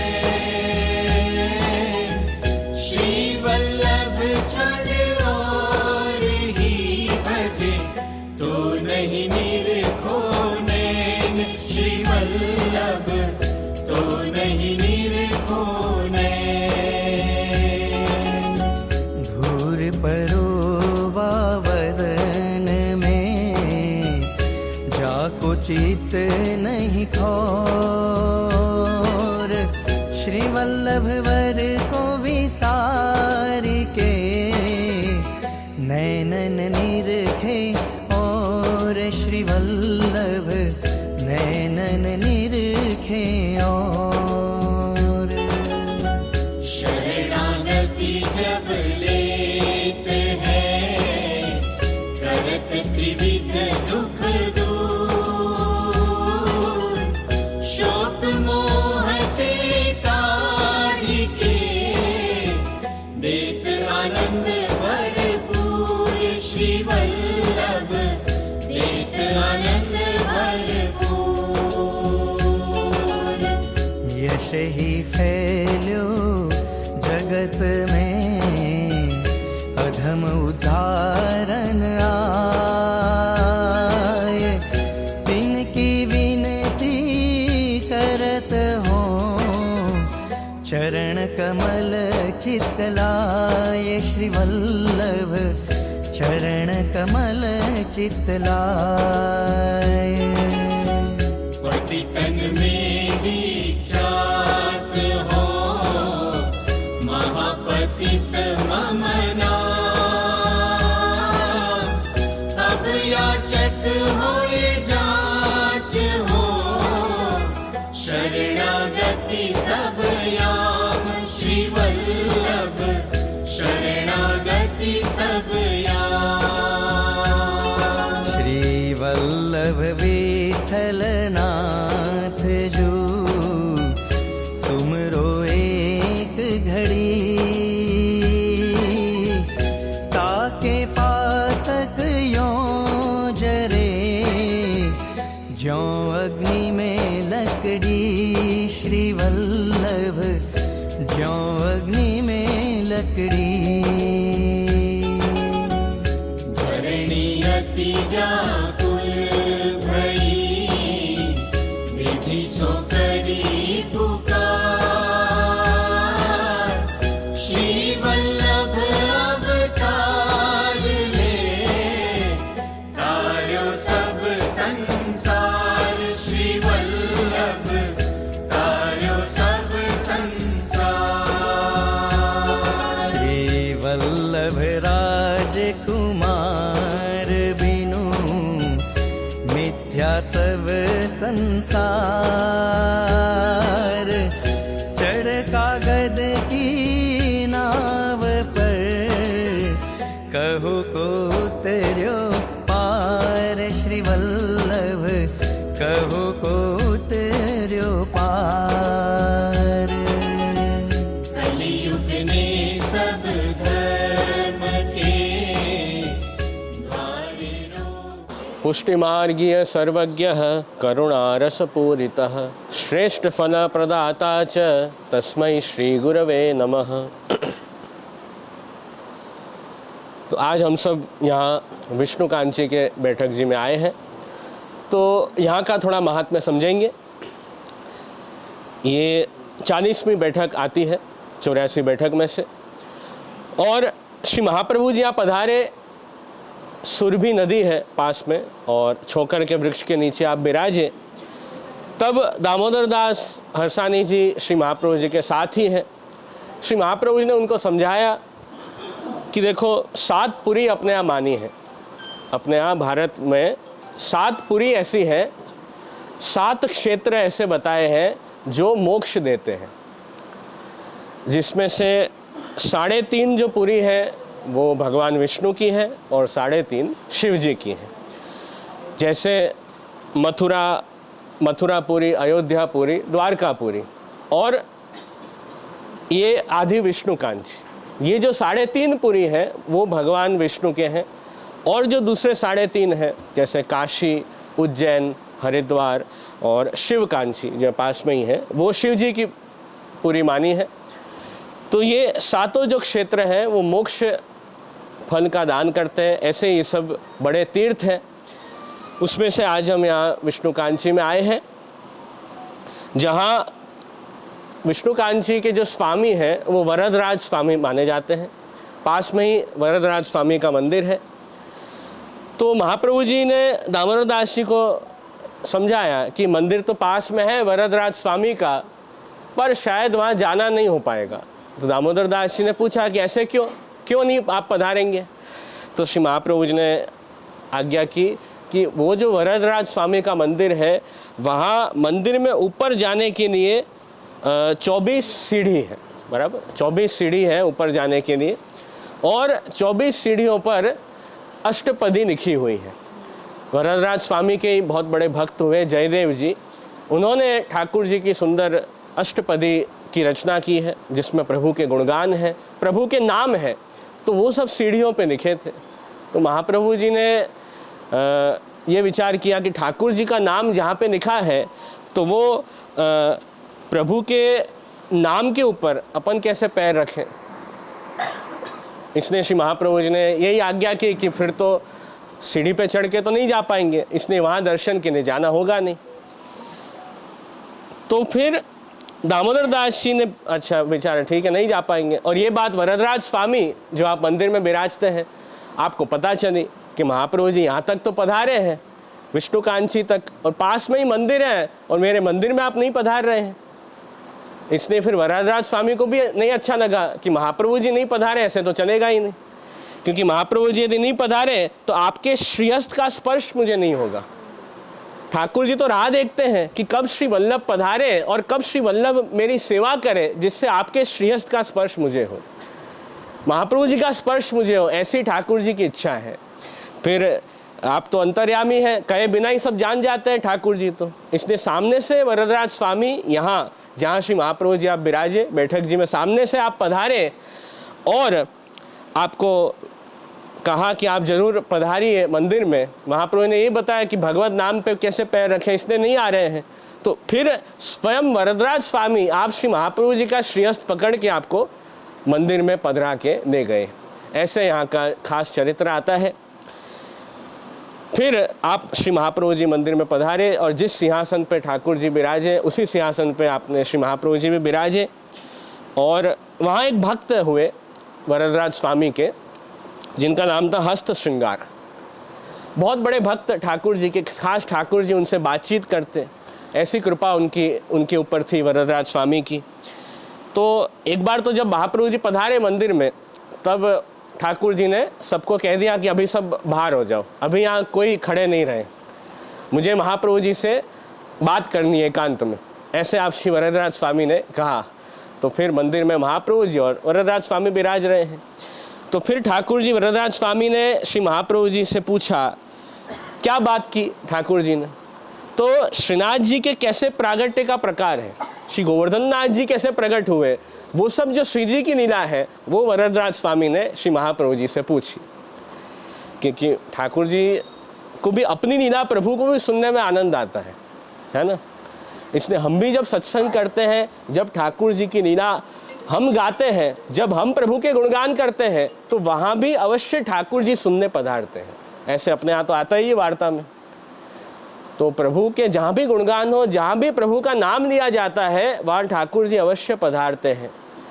इतना प्रभु भगवत गुणगान, भगवत लीला, भगवत नाम का इतना महात्म्य है। तो इसलिए यहाँ तो सामने से ही स्वयं वरदराज स्वामी पूछ रहे महाप्रभु जी को कि श्रीनाथ जी कैसे प्रकट हुए, आप मुझे बताइए, मुझे जानना है। तो वो सब श्री जी के प्रागट्य का प्रकार श्री महाप्रभु जी ने वरदराज स्वामी को बताया। खूब प्रसन्नता हुई आप वरदराज स्वामी ठाकुर जी को कि देखो ऐसे आपकी सुंदर मेरी लीला है। उसके बाद वो जो हस्त श्रृंगार जो भक्त थे, उनको महाप्रभु जी ने बुलाया और 7 मुद्राएं दी और आज्ञा की श्री महाप्रभु जी ने कि कुछ सामग्री भोग धरनी है ठाकुर जी को, तो आप कुछ सामग्री ले आओ। कौन सी सामग्री लाए? तो महाप्रभु जी ने पूछा ठाकुर जी को कि आपको कौन सी सामग्री पसंद है, वो आपको धरे। तो वरदराज स्वामी ने आज्ञा की कि मुझे तो ढोकला की सामग्री बहुत पसंद है। बोलो, गुजराती लोगों की तो खास ढोकला तो खास डिश मानी जाती है गुजराती लोगों की। तो ठाकुर जी को भी ढोकला पसंद है। ऐसा नहीं है सिर्फ हमें ही पसंद है, ठाकुर जी को भी अच्छा लगता है। साउथ में वैसे ढोकला कम ही होते हैं, इडली आदि ज़्यादा चले, मेंदू वड़ा। पर यहाँ तो सामने से ठाकुर जी ने आज्ञा करके ढोकला की सामग्री सिद्ध कराई और फिर वो सामग्री सिद्ध हुई। श्री महाप्रभु जी ने फिर भोग धरी ठाकुर जी को। बाद में भोग आए तब ठाकुर जी ने ऐसे ही आज्ञा की श्री महाप्रभु जी कि आप भी कुछ प्रसाद, आप भी कुछ भोजन अरोगो, तो वो सब आप भोग अरोगे। उसके बाद जब वहाँ के मुखिया जी थे वो भोग सराहने जा रहे थे तो ठाकुर जी ने मना किया कि नहीं महाप्रभु जी आप भोग सराएंगे। तो श्री महाप्रभु जी आप भोग सराहने पधारे और वो जो भक्त थे हस्त श्रृंगार, उनको ऐसे दर्शन हुए, महाप्रभु जी विराज रहे हैं, वरदराज स्वामी विराज रहे हैं, और वो जो हस्त श्रृंगार भक्त थे उन्होंने ऐसे दर्शन किए कि ठाकुर जी, गिरिराज जी, यमुना जी सब स्वरूप साथ में विराज रहे हैं। ऐसे उनको दर्शन हुए। तो महाप्रभु जी ने उनको आज्ञा की कि देखो ठाकुर जी की आप पे कृपा है कि आपको श्री यमुना जी और गिरिराज जी के भी दर्शन हुए, तो आप तो अभी वरदराज स्वामी की सेवा करो आजीवन, आपको सेवा करनी है, खूब कृपा है आपके ऊपर ठाकुर जी की। बाद में नेक्स्ट जन्म में आपको ब्रज लीला का जो सुख है, ब्रज लीला का अनुभव होगा। ऐसे श्री महाप्रभु जी ने हस्त श्रृंगार जो भक्त थे उनको आपने श्री महाप्रभु जी ने आशीर्वाद दिए कि अभी आप सेवा करोगे ठाकुर जी की, उससे आपको फल ये मिलेगा कि नेक्स्ट जन्म में आपको प्रभु की लीला में प्राप्ति हो जाएगी। और व्रज की लीला है जहाँ ठाकुर जी भक्त के अधीन बने हैं, है ना। मर्यादा लीला और व्रज लीला में क्या अंतर है? श्री महाप्रभु जी आज्ञा करते हैं कृष्णाधीना तु मर्यादा और स्वाधीना पुष्टि उच्यते। जब हमें भगवान के अधीन बनना पड़े वो तो मर्यादा है, बराबर। हम शुद्ध बने, फिर शुद्ध होके फिर ठाकुर जी के पास जाएं, फिर उनकी पूजा करें, वो मर्यादा है। और पुष्टि क्या है? स्वाधीना पुष्टि उच्यते। जब भगवान स्वयं ही वो भक्त के ऊपर कृपा करके वो भक्त के अधीन बने और भक्त के परवश बने, सामने से भक्त की सेवा स्वीकार है, वही पुष्टि है। तो व्रजलीला में तो ठाकुर जी ने कृपा पुष्टि की है, वहाँ कोई मर्यादा नहीं रखी ठाकुर जी ने। व्रजलीला में सामने से ठाकुर जी भक्त के अधीन बने, उनके ऊपर कृपा की, सामने से उनसे भोग ठाकुर जी धरे, ठाकुर जी को जगाए, पढ़ाए, श्रृंगार धराए। तो ऐसी कृपा व्रजलीला में है कि जहाँ ठाकुर जी ने साधन की अपेक्षा नहीं रखी है और केवल कृपा ही की है भक्तों पे, भक्तों के अधीन बने हैं। तो ऐसे श्री महाप्रभु जी ने वो हस्त श्रृंगार भक्त को आशीर्वाद दिए कि आपको व्रजलीला का अनुभव नेक्स्ट जन्म में होगा। ऐसे आपके श्री महाप्रभु जी आशीर्वाद दे दें तो ठाकुर जी की लीला का अनुभव तो हो ही जाए, फिर संसार दुख तो सब छूट गए, ठाकुर जी की अनुभूति हो जाए, भगवत प्राप्ति हो जाए, फिर क्या बाकी रहे। तो ऐसे श्री वल्लभ का महात्म्य है। तो ऐसे आपने कृपा ये स्थल पे श्री महाप्रभु जी ने की। और श्रीमद् भागवत जी का भी पारायण श्री महाप्रभु जी ने यहाँ विष्णुकांची के बैठक में किए हैं, भागवत जी के पाठ किए हैं 7 दिन, तो वो भी महात्म्य है। तो इस प्रकार यहाँ चरित्र आता है विष्णुकांची की बैठक में। तो ये बैठक चरित्र हमने देखा, और साथ ही पास में जो हम शाम को अभी दर्शन करने जाएंगे वरदराज स्वामी के मंदिर में, अभी तो मंदिर के द्वार बंद है, तो 4 बजे खुलेंगे, तो तब हम जाएंगे। तो उसमें ये महात्म्य है, नाम ही है ठाकुर जी का, भगवान विष्णु का, वरदराज स्वामी।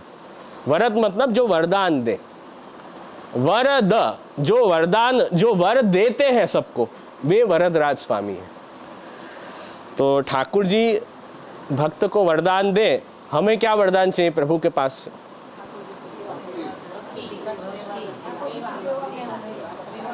वाह, ये तो बहुत अच्छी बात आप बता रहे हैं। ऐसा ही होना चाहिए। ठाकुर जी के पास से कुछ लौकिक तो हम नहीं मांगते हैं, प्रभु सब जानते हैं, लौकिक नहीं मांगना चाहिए। महाप्रभु जी ने मना किया है कि प्रार्थित है वा तथा किम स्यात् स्वामी अभिप्राय संशयात्, कोई लौकिक वस्तु नहीं मांगनी है। इच्छा मन में यही रखनी है कि महाप्रभु जी, ठाकुर जी ऐसी कृपा करें कि ज़्यादा से ज़्यादा हमारा मन जो है वो प्रभु में लगे, संसार में से हमारी जो अटैचमेंट है, जो आसक्ति है, वो छूटे, संसार दुख में से हम छूटे और मन प्रभु में लगे, प्रभु की भक्ति सेवा में हमारा जीवन का समय ज़्यादा व्यतीत हो। यही हमें वरदान मांगना चाहिए प्रभु के पास। ये है प्रभु की भक्ति। ठाकुर जी ने हमें मनुष्य बनाया है, वैष्णव के घर में जन्म दिया है। क्यों दिया है? हम प्रभु की सेवा स्मरण कर सकें, इसलिए, दूसरा कोई कारण नहीं है। तो कृपा तो हुई है ठाकुर जी की, इसलिए तो हम ये पुष्टि भक्ति मार्ग में आए हैं, नहीं तो क्यों आते?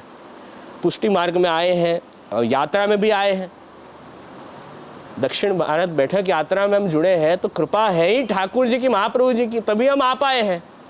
नहीं तो इतने सारे प्रतिबंध आ जाते हैं, इतने विघ्न आ जाते हैं कि हम प्रभु सन्मुख हो ही नहीं पाते हैं। तो अभी कोई ऐसे विघ्न नहीं है, हम एकदम आनंद से ये यात्रा कर रहे हैं, महाप्रभु जी की झाड़ी भर रहे हैं, दर्शन कर रहे हैं ठाकुर जी के। तो ये तो कृपा बहुत बड़ी है हमारे ऊपर। तो अब ठाकुर जी से भी यही हम इस फल की इच्छा रखें कि ऐसी कृपा आजीवन बनी रहे, आजीवन हमारा सेवा में ही, स्मरण में ही हमारा चित्त रहे। ऐसे ही वरदान हमें ठाकुर जी से मांगने चाहिए कि हम प्रभु के सुख के भाव से सेवा करें, ठाकुर जी को कैसे सुख पहुँचे, इस भाव से हमें प्रभु की सेवा करनी है। तो ये प्रभु अवश्य वरदान हमें दे। अब कथा ऐसे आती है अपने शास्त्रों में कि एक बार यहाँ विष्णुकांची में ही श्री ब्रह्मा जी ने बहुत बड़ा यज्ञ किया, और उस यज्ञ में ऐसा हुआ कि सरस्वती देवी है वो थोड़े क्रोधित हो गए थे ब्रह्मा जी पे, और कोई कारणवश थोड़े क्रोधित हुए। तो यज्ञ तो कर रहे हैं ब्रह्मा जी, पर सरस्वती देवी थोड़े क्रोधित हुए। इसलिए क्या हुआ, सब जगह नदी का जो प्रवाह है वो फ्लड सब जगह आ गए, सब जगह पानी भर गया। तो यज्ञ कैसे हो, सब जगह पानी पानी आ जाए तो यज्ञ तो रुक ही जाए ना। अब ब्रह्मा जी तो भगवान का यज्ञ कर रहे हैं, तो फिर भगवान विष्णु से विनती की। तो भगवान विष्णु ने, ठाकुर जी ने यहाँ पे अपना इतना बड़ा स्वरूप प्रकट किया, और ठाकुर जी आप पौड़ गए यहाँ। तो प्रभु पौड़ गए यहाँ, उससे क्या हुआ कि वो जल जो है वो यज्ञ मंडप तक पहुँच ही नहीं पाया, और ठाकुर जी ने रक्षा की कि ब्रह्मा जी का यज्ञ जो है वो व्यवस्थित परिपूर्ण हो। तो ठाकुर जी तो अपना विराट रूप धारण करें, प्रभु पौड़े तो फिर क्या बचे, फिर तो सभी आ गया, पूरा ब्रह्मांड ही भगवान के अंदर आ गया। ठाकुर जी का तो ऐसा विराट रूप है। तो प्रभु ने फिर ब्रह्मा जी के यज्ञ को अच्छी तरह से परिपूर्ण करवाया वरदराज स्वामी ने, और जब यज्ञ परिपूर्ण हुआ तब यज्ञ में से स्वयं वरदराज स्वामी प्रकट हुए। और भगवान का तेज कैसा, तो ऐसा इसमें वर्णन है कि मानो 1000 सूर्य एक साथ उदय हो जाए तो कैसा तेज होता है, कैसा प्रकाश होता है, वैसा तेज यहाँ पे प्रकट हुआ भगवान का। और फिर ठाकुर जी स्वयं यज्ञ कुंड में से आप प्रकट हुए, वरदराज स्वामी ब्रह्मा जी का यज्ञ परिपूर्ण किया, आपने वरदान प्रदान किया, फिर आप मंदिर में विराजे। तो ऐसा महात्म्य ये स्थल का आता है। और फिर यहाँ एक पर्वत है, जिस पर्वत पे ठाकुर जी आप विराजते हैं, उस पर्वत का नाम है हस्तगिरी। तो उसी पर्वत पे ठाकुर जी आप विराजते हैं, हस्तगिरी पर्वत पे।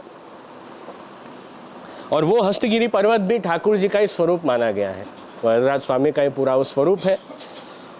और फिर ये सुंदर चरित्र ठाकुर जी ने प्रकट किया यहाँ पे विष्णुकांची में। फिर इंद्रदेव भी वहाँ आए। एक ऐसे भी कथा आती है कि सरस्वती देवी को इंद्रदेव को भी श्राप था सरस्वती देवी का, इसलिए वो खुद हाथी बन गए थे कुछ समय के लिए। तो वरदराज स्वामी ने उनको, इंद्रदेव को, वो श्राप से भी मुक्त करवाया। ऐसे भी एक जो शास्त्र में देखो अलग अलग स्थान पे सब महात्म्य आता है, तो ऐसी भी एक प्रसंग आता है।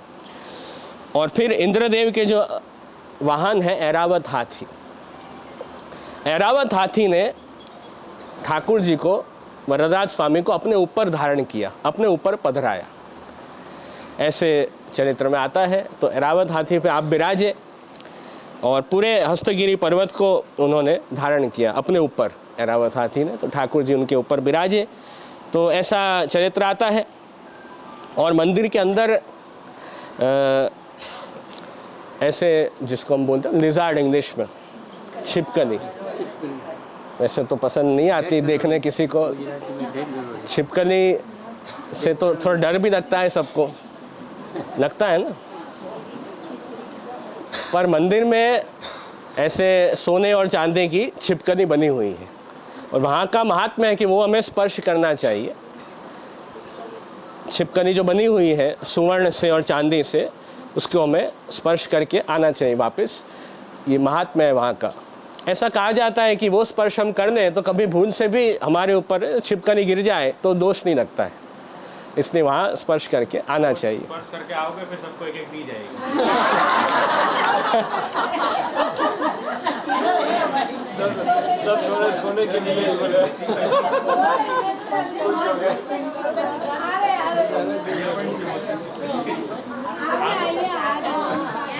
उसमें भी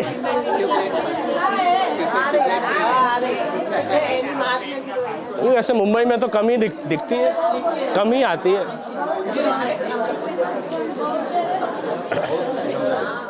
गौतम ऋषि के कुछ शिष्य थे, गौतम ऋषि हैं बहुत बड़े, उनके कुछ शिष्य थे, वे भी किसी श्रापवश छिपकली बन गए थे और वो मंदिर में ही रहते थे। तो वरदराज स्वामी ने उनको, गौतम ऋषि के शिष्यों को, वो श्राप से मुक्त करवाया। तो इसलिए भी वहाँ पे उस भाव से भी वो छिपकली है कि वहाँ मंदिर में रहे थे, अब इतना बड़ा श्राप मिल जाए, खुद छिपकली बन गए गौतम ऋषि के शिष्य, तो उसमें से कौन छुड़ाए, कौन मुक्त करे? तो ठाकुर जी कर सकते हैं। तो वरदराज स्वामी ने उनको मुक्त करवाया, इसलिए वो वहाँ पे है छिपकली। तो देख के कोई डरना है, घबराना नहीं है, बस स्पर्श करके आ जाना है। तो ये सब चरित्र प्रसंग यहाँ के हमने देखे। तो बहुत बड़ा तीर्थ माना गया है विष्णुकांची। तो जो मैंने बताया ना, 7 ऐसे पुरी है जो मोक्ष देती है, उसमें से एक है सप्तपुरी में से। वो जो फल है वो तो हमें बोनस में मिल जाएगा, पर पुष्टि मार्गीय मोक्ष क्या है? तो वो यही बताया है कि प्रभु की भक्ति, मोक्षो कृष्णस्य चेत ध्रुवम। ऐसे श्री महाप्रभु जी आज्ञा करते हैं कि भगवान के हो जाना सब प्रकार से, वही हमारे लिए मोक्ष है। तो ठाकुर जी की ये मोक्ष देने वाली ये पुरी है, तीर्थ क्षेत्र है। तो वहाँ प्रभु अवश्य हम ठाकुर जी के ही बन जाएं, प्रभु को ही पूर्ण रूप से डेडिकेटेड बने, ठाकुर जी को ही सरेंडर हो जाए, समर्पित बने, वही हमारे लिए मोक्ष है। तो इस भाव से हम प्रभु के दर्शन करेंगे शाम को। तो ये यहाँ का हमने सुंदर बैठक चरित्र देखा। अब आगे भोजन का क्रम होगा, तो सब भोजन करें और फिर शॉपिंग करना है। भोजन के बाद शॉपिंग का क्रम है। हाँ, भोजन के बाद, क्योंकि 4 बजे तक का समय है, तो आप जैसे एक सवा घंटे में आप सबका प्रसाद लेने का क्रम हो जाए, तो उसके बाद 2 घंटे हैं अपने पास। 2 घंटे में फिर आप शॉपिंग कर लेना। कम है नहीं, 2 घंटे तो शॉपिंग था 2 कलाक पाए। क्या मिलता है शॉपिंग में, वो तो आप सबको पता ही होगा।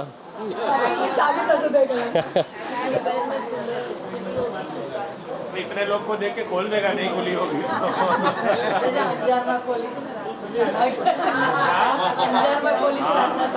अब पूछ गए थे वहाँ खोल।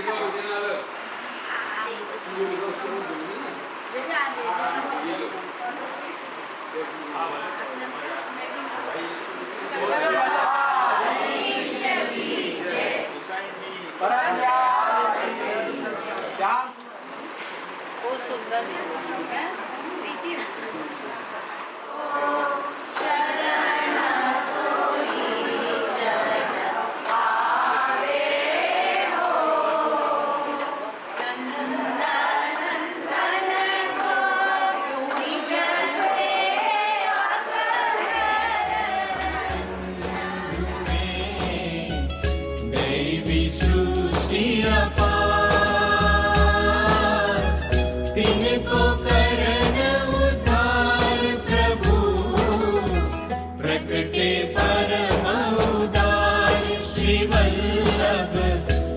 प्रगटे परम उदार। श्री वल्लभ करुणा करी कली में लियो अवतार। महापतित उद्धार के कीनो यश विस्तार। श्री वल्लभ कीनो यश विस्तार। श्री वल्लभ वल्लभ कहत हो वल्लभ चित वन में। श्री वल्लभ छड़ और ही भजे तो नहीं निरखो नैन। श्री वल्लभ तो नहीं निरखो नैन। धूर परोवा वदन में जाको चित नहीं खोर। श्री वल्लभ वर को विसार के नैनन निरखे और। श्री वल्लभ नैनन निरखे और। शरणागति जब लेते हैं करत त्रिविध दुख दूर। शोक मोह ते काढ़ के देत आनंद भरपूर। श्री वल्लभ देत आनंद भरपूर। यश ही फैल्यो जगत में अधम उदाहरण आए। तिनकी विनती करत हो चरण कमल चितलाय। श्री वल्लभ चरण कमल चितलाय। पतितन में विख्यात हो महापतित मम नाम। अब याचक होए जांच हो शरणागति सब याम। श्री वल्लभ शरणागति सब याम। श्री वल्लभ विठलनाथ जो सुमरो एक घड़ी। ताके पातक यों जरे ज्यों अग्नि में लकड़ी। श्री वल्लभ ज्यों अग्नि में लकड़ी। धरणी अति व्याकुल भई विधि सो करी पुकार। श्री वल्लभ अवतार ले तारो सब संसार। श्री वल्लभ तारो सब संसार। श्री वल्लभ राजकुमार बिनु मिथ्या सब संसार। चढ़ कागद की नाव पर कहो को उतर्यो पार। श्री वल्लभ कहो को